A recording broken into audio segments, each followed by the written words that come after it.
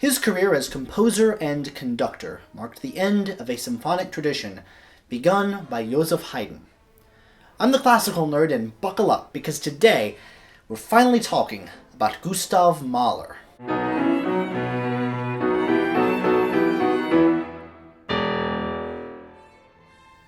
Mahler was born into what would become a large family in July 1860 in what is now the Czech Republic. His background made him an inherent outsider to the cultures in which he would later find himself. He was living in Bohemia, yes, but he was from a German-speaking minority. He and his family were Jewish, yet they lived amongst Christians. Since his upbringing came at the confluence of these various cultures, he almost definitely heard multiple languages growing up. Thus, though he appreciated his family's background and his cultural heritage, he also heard music from all over that part of the world. German folk dances, Eastern European folk dances, Jewish folk dances. A lot of folk dances, basically. The point is that he heard a wide variety of music, and he really enjoyed replicating these that he heard on his family's beat-up piano. Yet Mahler was never actually a good pupil in his schoolboy days. He was an avid music lover to the detriment of his classwork, and so his dad decided that that was what he should study. And so Mahler went off to the Vienna Conservatory when he was 15 years old to study the piano. He composed infrequently, and he destroyed almost all of the pieces that he saw to completion. The conservatory was perhaps not the best place for him because its stodgier, more rarefied atmosphere clashed with his inner rambunctiousness. But he actually graduated. The same could not be said for his partner in crime, the songwriting specialist Hugo Wolf. His love of Bruckner and Wagner led him to the philosophers of his day, your Nietzsches and your Schopenhauers, pretty much. The big and grandiose issues of life and existence upon which they touched would prove to be a point of departure in Mahler's mature music. Curiously, although Wagner and Brahms had gone at each other in the press, Mahler found something to like in Brahms as well as Wagner.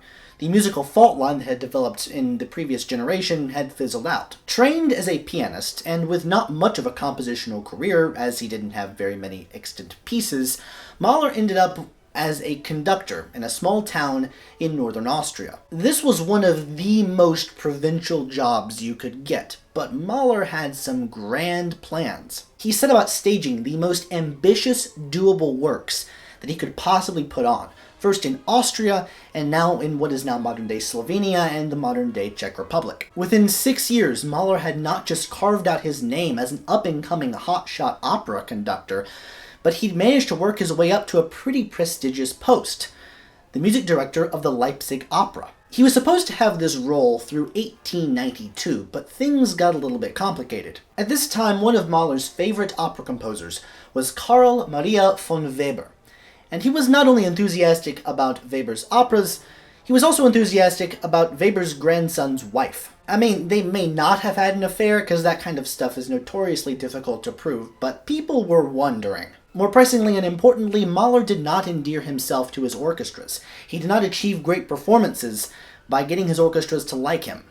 In fact, most of them kind of hated his guts. He could be extremely demanding and extremely precise, and he would often schedule enormous amounts of rehearsal time. His actions paid great dividends in the quality of his performances, but at what cost? He ended up feuding with his stage manager in Leipzig, so he quit that. He ended up in a post in Prague, and then he was summarily fired from that after just a couple of months.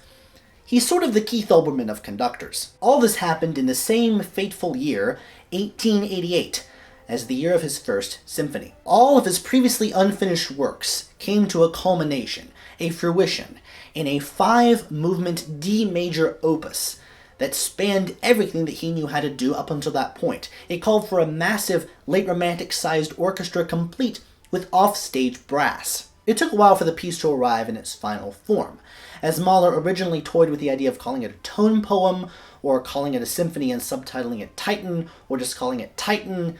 There were a lot of options on his plate. He eventually decided to call it a symphony with the subtitle of Titan, and then eventually dropped the title Titan altogether, not too long after its premiere.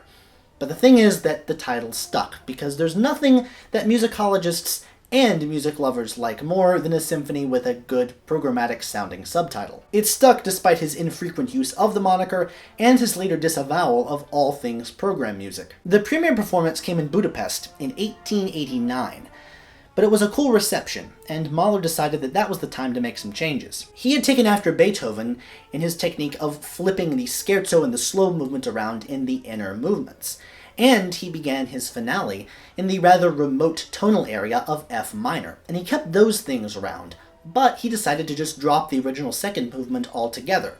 The third movement became the new second movement, etc., thus culling down the symphony to a more traditional four-movement structure. Mahler's first began a cycle of symphonies almost unequaled in its breadth, which try to take in all sorts of influences from all over the musical map. But symphonies 1 through 4 in particular are notable because they use vocal settings of poetry found in a folk collection called Des Knaben Wunderhorn, or the Youth's Magic Horn. The symphonies either contain quotations from melodies of previously composed songs, or they use outright settings with a voice. The melodies of his settings of Des Knaben Wunderhorn are never far from the surface. In any event, this Budapest premiere came at a very strange time in Hungarian history, as the forces between continued Germanic influence and a rising Hungarian nationalism were clashing. Mahler's moves were limited. He could not stage any opera without upsetting one of these two groups. His solution was staging German operas but translated into Hungarian, but that just served to make everybody sort of mad. The Budapest premiere also came at a weird time in his own personal life because his parents had just died, and it became incumbent upon him to provide for his younger siblings. Though he was surprisingly muscular and well-built, he didn't have the greatest constitution,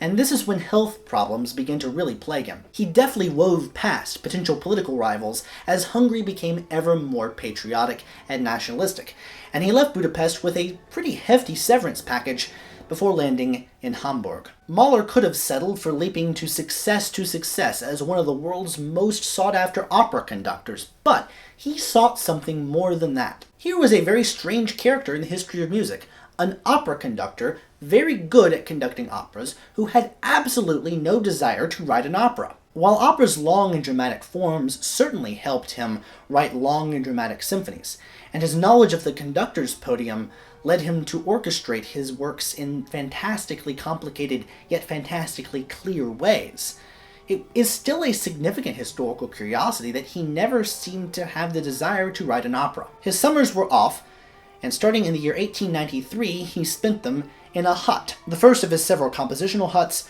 was in Steinbach am Attersee, setting Wunderhorn poetry and then turning the best bits of those settings into symphonies. He finished his second symphony in 1894, although he'd written the opening funeral march as early as 1888, and its premiere came in Berlin in December of 1895, and this was one of the greatest and warmest receptions he ever had for any of his pieces. Mahler's second, subtitled The Resurrection for its metaphysical program, is one of Mahler's longest and biggest pieces.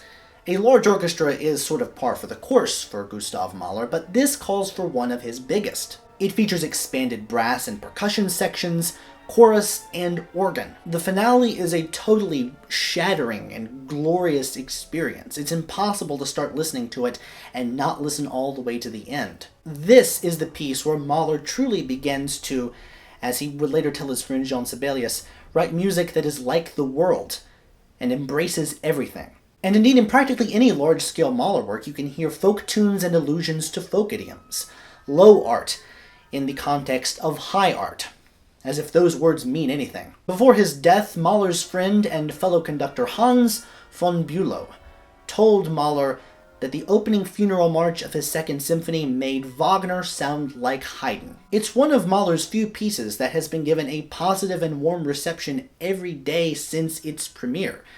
You can't say that for many of the other pieces. Even if you don't often hear performances of this piece because it's so big, it's one of the few Mahler pieces that has enjoyed a great reputation since its initial premiere. Many of Mahler's pieces were not really all that liked when they were first played. In 1896, Mahler put the finishing touches on his third symphony, which, while not the longest symphony ever written, is certainly the longest in the standard repertoire. A fast performance of this piece takes about an hour and a half, and it's not uncommon for a performance of Mahler's third to take up an entire evening program. In order to understand where Mahler was going with developing the genre of the symphony, we gotta back up for just a second and look at how the second symphony plays out. The second symphony begins in C minor, and it ends in the relative major of E-flat major, even though Mahler described the symphony, and many people do call it, the Second Symphony in C minor. But the third began obscuring the key even more. You can make the best possible case for D major, but it's not really strong. Over the course of an entire piece, it was generally accepted that you started and ended in the same key, with the only exception being that if you started a piece in a minor key, you were allowed to end it in the parallel major, that is, the major key with the same key center. So Beethoven could write a piece in C minor that ends in C major, and the piece is still in C minor. But Mahler was taking it to a totally different level. He was moving around the key center as the piece progressed. This is something called progressive tonality, and even though Mahler is considered sort of the poster boy for this, it was not actually his invention. This can be credited to the Danish composer Carl Nielsen. By 1897, a little less than 2 decades removed from his first post at that provincial opera house in Austria, Mahler got his dream job. He became the conductor of the Vienna court opera. To do this, he had to convert to Catholicism, even though religion never seemed to play that big of a role in his life. It's important to remember at this point that anti-Semitism in the German-speaking world did not begin with Hitler and the Nazis.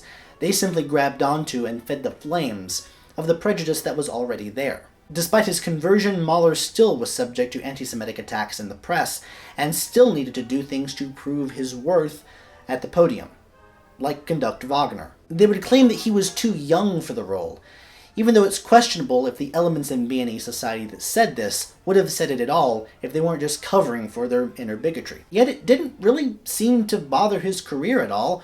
When the Vienna Philharmonic job opened up, Mahler was the natural choice for the role. That meant for a large majority of his time in the Austrian capital, he wore multiple hats. Somehow he still had the time to compose amidst all this, and you might wonder how he managed to do it. The answer is he still had his summers free. In the summers he went to a hut and he just composed as much as he possibly could. By 1900, he'd completed his Fourth Symphony, which features again a progressive tonal arrangement which moves from G to E. It includes as part of its structure a previously composed song that has links to his Wunderhorn settings, thus completing his so-called Wunderhorn cycle. This is also the year in which, immediately after conducting a performance of his Second Symphony, he disavowed any and all program music. He had flirted with this in the past, as we can see with the erstwhile Titan moniker of his First Symphony, and the Resurrection label applied to his Second, which stuck around a lot more than Titan. But at this point we can see that his artistic outlook had definitively changed. This has, however, not stopped scholars from hunting and pecking around for programs in his later works, if nothing else but to provide a semblance of structure so they can begin to understand the kind of complexity in which he was writing.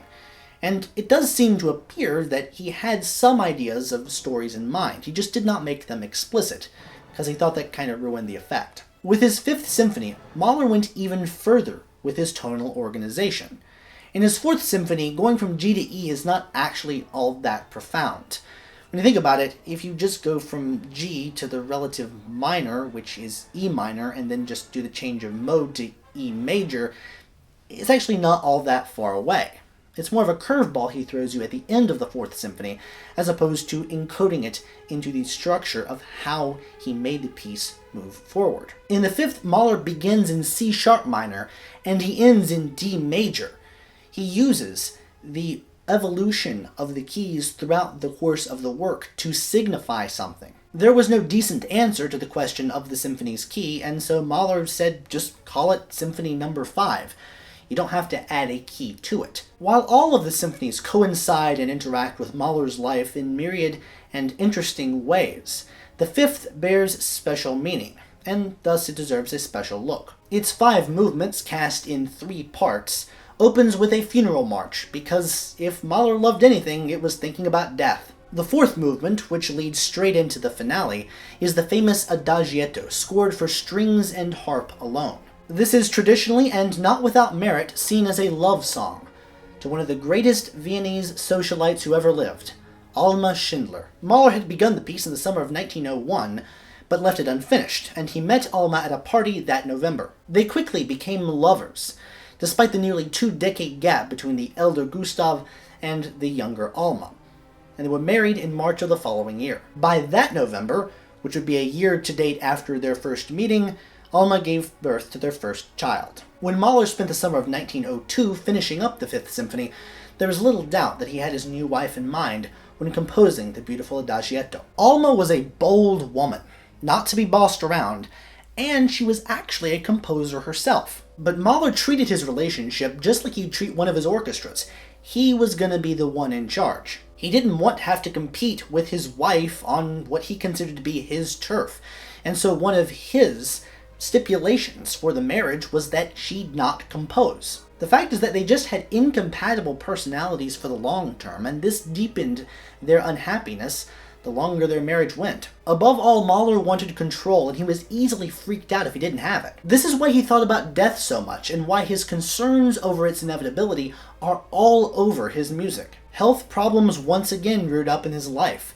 He was diagnosed with a heart condition not long after the death of their eldest daughter. Mahler's fondness for energetic recreation was thereafter banned by doctors, who also went so far as to limit the number of steps he could take in a single day. Curiously, although he wrote his Sixth Symphony around this time, its sometimes nicknamed tragic is extremely misleading. It's often seen as being a response to the tragedies he experienced in his life, but he actually wrote it before these tragedies happened. The timeline just doesn't quite match up. We're going to roll back around to this in just a few minutes. The Sixth is also kind of an aberration when you look at his symphonies as a whole. He pioneered these progressive tonal arrangements, and they were really used quite profoundly in his Fifth Symphony. In the Sixth Symphony, he chooses instead to write a more traditional symphony in A minor. Although it's not traditional in many other ways, it is rather traditional when it comes to the key structure. He returned to this progressive tonal arrangement in his Seventh Symphony. Although it is exceedingly hard to quantify, the Seventh Symphony is probably Mahler's least popular symphony, if nothing else because it just doesn't have a famous moment or passage or quality about it that each of the other symphonies have. After a decade in Vienna, he wasn't just physically sick, he was sick of having to deal with everyone else, and he was sick of the battles he kept having to rage against the people who would otherwise try to quash his artistic vision. Everyone from the musicians to the stagehands thought that Mahler was an evil dictator, and even though the opera house had achieved great new heights under his baton, they wanted him gone as much as he wanted to be gone. New York City was calling, and he rung in the new year of 1908 as the new conductor of the Metropolitan Opera. Mahler's Eighth Symphony, known as the Symphony of 1,000 due to its immense forces, choral and orchestral, was his last major public success as a composer, and it was dedicated to his wife. Its premiere in September of 1910 was a great success, as its two parts drew upon the metaphysical themes of death and redemption in the afterlife that Mahler had returned to again and again over the course of his career. Yet his personal life grew disastrous when he discovered that Alma was having an affair with the architect Walter Gropius. Mahler was so distraught over the news of his wife's infidelity that he had to schedule an appointment with Sigmund Freud. Yes, that Sigmund Freud.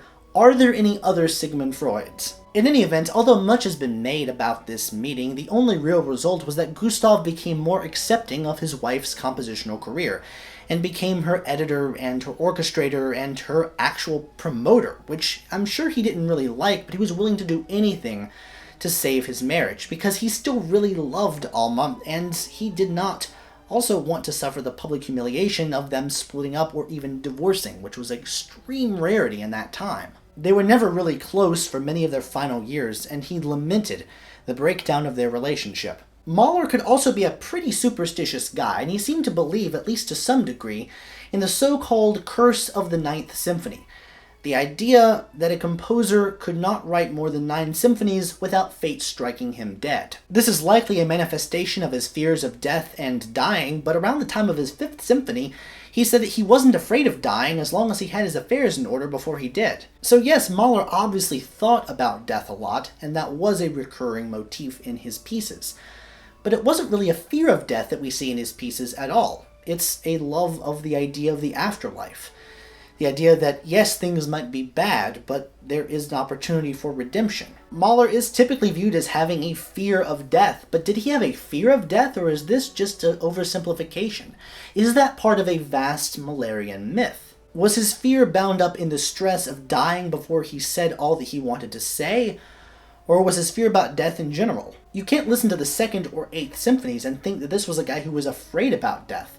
If anything, you might get the impression that he welcomed it, because it was the gateway to another life. As with most questions like this, it's impossible to figure out exactly what his beliefs were and what he thought. And it's entirely possible that he changed and evolved over the course of his life. The problem is that there's just a very fine line between fiction and truth when it comes to studying Mahler. And we're going to get to that problem in a bit, too. Anyway, after completing 8 symphonies, he decided that he was going to beat the curse of the ninth in some way by writing a symphony and then not calling it a symphony. He rather wrote a symphonic song cycle and called it Das Lied von der Erde, the Song of the Earth. Thinking that he'd beaten the curse, he decided that he was going to write his 9th symphony. It's usually analyzed as being his farewell, which completely overlooks the fact that he wrote much of a 10th symphony in the extremely unusual key of F-sharp major. But, as you might imagine, he never completed the 10th. He worked on it in the summer of 1910 and probably planned to finish it, or at least get it most of the way completed, by the summer of 1911. But again, it was his health that failed him. By early 1911, a sore throat had morphed into a bacterial infection in his defective heart valve, and he did not make things any easier by doing things like insist on conducting when he had a 104-degree fever. By April, he had been taken to Paris for treatment, but it was too little, too late. He died on May 18th of that year, just a few months shy of his 51st birthday. Mahler was a saint, his friend Arnold Schoenberg said at his memorial service. He doubtlessly remembered Mahler's fierce defense of his more difficult works, or rather, theretofore most difficult works. Even if Mahler didn't understand what Schoenberg was saying, he defended his right to be able to say it. Mahler's 8th would prove to be the last of his major pieces to be premiered in his lifetime. Das Lied von der Erde and the 9th Symphony had to wait for posthumous premieres, and the 10th had to wait for musicologists to come around and piece together what they think would be Mahler's vision for a completed version. The 9th, as it was his last complete symphony, is commonly understood to be Mahler's farewell address to the world, which again overlooks the fact that he was writing a 10th symphony, and the fact that he was in pretty good health when he was writing the 9th. Leonard Bernstein cannot be credited with helping this matter in any way, because he called the 9th symphony 4 ways of saying goodbye, and analyzed one of the rhythmic motifs as emblematic of his failing heart. The romanticization of the composer turns into something that's actually quite harmful here, as this work is definitely about some kind of tragedy. It definitely sounds like he's saying goodbye, but it doesn't mean he's talking about himself. He had an unfaithful wife and a dead daughter. Certainly that would be enough sorrow for him to draw upon without thinking about his own death. Him being aware of death and encoding it into his own work is well established, but it doesn't mean it necessarily has to be his own death about which he was concerned. Alma outlived her husband by over half a century, and in that time period she remarried twice and had affairs with, or rumored affairs with, a veritable who's who list of famous European men. She was considered something of an expert in her first husband's life and career, and she published her biography/memoir of him in 1940. Ever since then, musicologists have been debating about what exactly she said that was true and what she said that was just revisionist history. The fact remained that Alma engaged in a kind of post-mortem meddling. She was going to be the main interpreter of her first husband's creative life and creative vision. To that end, she did things like mess with the order of the inner movements of the 6th Symphony, or assign metaphorical resonance and symbolism to things that just didn't have them in the first place, things where the timeline just doesn't add up. The 6th Symphony probably suffered the most due to Alma's meddling, because she is the one who took credit for removal of a so-called blow of fate, these hammer blows that Mahler called for in the score. He wanted a dull sound that wasn't necessarily any one instrument in the percussion section, so oftentimes orchestras take to building their own wooden boxes and then smashing them with hammers. It gets kind of a dull sound that's not as resonant as some bass drums can be. Originally there were more in the score than just the 2 that ended up later, but Alma was talking about how much there were reasons behind all of this, and how Mahler was afraid that the 3rd hammer blow would mean his death, and all sorts of stuff that just doesn't add up. Despite this, she was the closest source to Mahler for a long period of his creative life, and so scholars have to, if begrudgingly, rely on her accounts. While in New York, Mahler discovered the score to Charles Ives' Third Symphony, and saw in the American experimentalist a kind of fellow traveler, someone who encoded in his music a kind of idealized nostalgia for his childhood, much like Mahler does in his more nostalgic moments. He never got to conduct it, but we can only imagine what it would have done to Ives' career, especially internationally. Leonard Bernstein would later go on to champion both composers, but he was much more successful with getting Mahler installed in more of the standard repertory. He never had that same luck with Ives, whose music is full of much more spiky dissonances than Mahler. Bernstein loved Mahler for his seeming prophetic vision of the decline of tonality.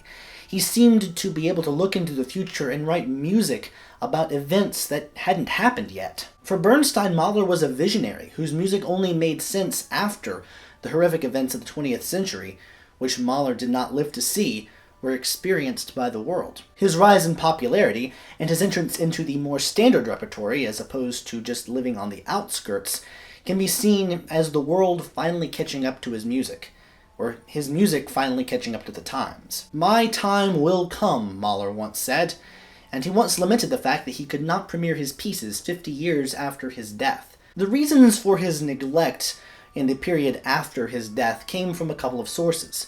One was the general hostility of the Viennese press, the second, the immensity of his scores, and they were difficult to mount and put on, and let alone rehearse and get enough time and people together for that long. There was the suppression of his works during the Nazi regime, as his work was banned for being degenerate, as he did come from a Jewish background.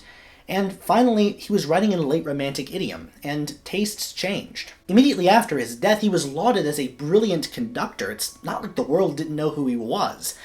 They were just a little bit iffy on his symphonies. Walter Niemann, a German composer and contemporary of Mahler, said that Mahler was never destined for true greatness. Yeah, no one's ever heard of Niemann now, so what does that tell you? To be fair, Niemann's tastes were conservative, but even the nicer obituaries cast Mahler in sort of a strange light. They thought of his symphonies as problematic. They didn't really fit into the standard mold of what a symphony should be.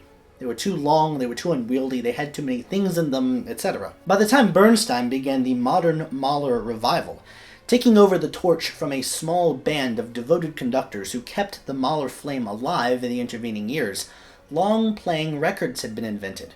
So finally, people could hear long pieces, like entire movements, of Mahler symphonies over and over and over again. Things that did not make sense on one hearing in a concert hall one time could suddenly be understood. They could be fully digested, because sometimes it took a few rounds. As a conductor, Mahler was no stranger to editing others' scores. In addition to polishing up and basically finishing Weber's final incomplete opera, he would also touch up any symphony he conducted as well. One time he decided that he would even edit the orchestration of Beethoven's Ninth Symphony, which got him into some hot water. He was unafraid of doing what he felt like he needed to do to the music itself in order to get the greatest possible effect across to the audience. He felt like that was his job, more so than just choosing the repertoire and leading rehearsals and performances. To that end, he was not actually all that upset if conductors went against his stated wishes in his scores. If a doubling had to be added, or a dynamic had to be changed, or a tempo choice altered, he was totally approving of that, insofar as the conductor who made that decision was doing it for the right reasons, for maximum expressivity and maximum contrast. He also, as we've seen, butted heads with pretty much anyone who got in his way, including an episode where he wanted to stage his colleague and sometime friend Richard Strauss's opera, Salome, in Vienna. But the Viennese censors rejected his proposal. Strauss and Mahler may not have fully understood one another as artists, but they sure ardently defended each other's work. Joseph Haydn did not invent the symphony, but he certainly codified it, and he certainly set in motion the rules and the practices of the Germanic symphonic style, a tradition that would go on to be continually updated and revised and refined by every composer who came after him, from Mozart to Beethoven to everyone else in the 1800s. This went on and on throughout the history of composers in German-speaking lands. Even though the Germans did not invent the symphony, they certainly had their own tradition about it. They felt like a Germanic tradition certainly was theirs. In each successive composer's hands, the form got bigger, more complicated, more complex in different ways, all as the grip of tonality loosened and loosened over the course of time. Like Schoenberg, Mahler was deeply aware that he had a place in history. His richly orchestrated, formally complex scores signal the end of a tradition, in which he realized that he was going to be the last man standing. Mahler himself was not an atonal composer by any stretch of the imagination, but he did continue to loosen tonality's grip on musical practices through a couple of different ways. One was his complex post-Wagnerian harmonic language. Another was his predilection for these progressive tonal schemes, where the primacy and immediacy of the tonal center that begins a piece is not the same as the one at the end. But he also, especially in his 2nd and 10th symphonies, uses these complex chords that are so dissonant that they can't properly be analyzed by traditional means. They exist outside the realms of functional harmony, but they exist at these very emotionally wrought points. This was, again, a matter of the symphony embracing the world and embracing everything. Everything from simple folk songs to near shrieks. In the area of form, Mahler was also the culmination of a great Germanic art song tradition, the Lied. He was the last of the great Lied composers, along with his erstwhile colleague Hugo Wolf. He successfully fused art songwriting and symphonic writing into one grand tradition. He was the culmination of both of those aspects in the same pieces. Again, it embraced everything, and you cannot understand Mahler the symphonist without understanding Mahler the songwriter. And that doesn't just go for his Wunderhorn symphonies either. It's hard to figure out an exact successor to Gustav Mahler. Because he existed at the end of this long line, various composers were certainly inspired by him and took things from his scores. A lot of modern film music has a lot to do with what early film composers had studied of Mahler. But of the actual composers within the classical field who existed around the same time of his death, it's hard to point out exactly one individual. You could point to perhaps Alban Berg. He spoke German, he was from the great Austro-Germanic tradition, and you can see in his scores a profound sense of orchestration and a sense of emotional expressivity that's extremely heightened. But Berg was not a symphonist. He wrote operas and chamber music. Likewise, the symphony still existed. I mean, we have a tendency to think of Mahler as the last great symphonist, but in reality, he was just the last great Germanic symphonist. The symphony still existed in composers like Sibelius in Finland, von Williams in Britain, or Shostakovich in the Soviet Union. But they conceived of the symphony entirely differently. Sibelius thought of the symphony as being based around one singular idea, everything based around one forward-driving sense of momentum. And while you can find that in Mahler as well, Mahler wanted to embrace lots of different things, whereas Sibelius wanted everything more tightly compacted. This is why, even though they were friends, they disagreed when it came to the nature of the symphony. Vaughan Williams and his compatriots had a lot to do with infusing Britishness into their music, and Shostakovich was limited in what he could do because of the artistic repression of the Soviet Union. Shostakovich was a big Mahler fan. Specifically, he really loved Mahler's Fourth Symphony, because he thought it was a model for how he could encode meaning where there was apparently none, because that's how he was going to be artistically fulfilled, or at least artistically sated, under the Stalinist regime. Much more may be said about Mahler, and indeed much has been said. Far too much to possibly recap. Mahler specialists will continue, as they have for the past century, to sift through the man, his life, and his times, trying to extract the truth from a web of myth. As history unfolds around us, Mahler's music becomes ever more relevant and ever more prescient, of times of which he couldn't possibly have ever known.